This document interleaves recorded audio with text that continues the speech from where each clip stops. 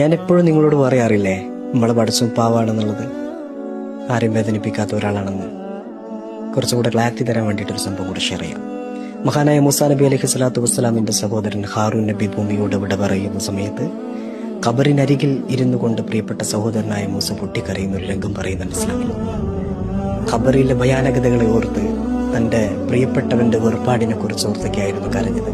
ആ സമയത്ത് നമ്മളെ പാവം പഠിച്ച മൂസാ നബിയോട് പറയുന്നുണ്ട്, യാ മൂസ ലൗ അദിൻതു ലി അഹ്ലിൽ ഖുബൂരി ലിയുഖ്ബിറുക ബിലുത്ഫി ലഅഖ്ബറുക.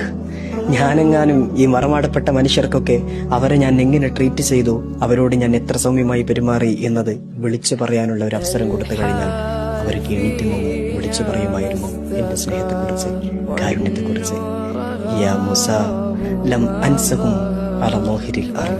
ഭൂമിക്ക് മുകളിൽ നടന്ന സമയത്ത് ധിക്കരിച്ചിട്ടും നന്ദികേട് കാണിച്ചിട്ടും മറക്കാത്ത ഞാൻ അഫ അൻസാഹും ഫീ ബാത്തിനിൽ അർദ്.